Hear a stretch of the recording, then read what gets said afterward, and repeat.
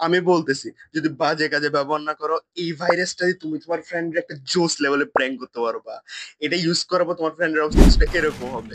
চলো 60 সেকেন্ডে শিখে কিভাবে বানাইতে হয়। স্টেপ 1, তুমি তোমার ফ্রেন্ডের কম্পিউটার নোটপ্যাড ওপেন করো এন্ড টাইপ করো shut down space slash S space slash F space slash T space 0।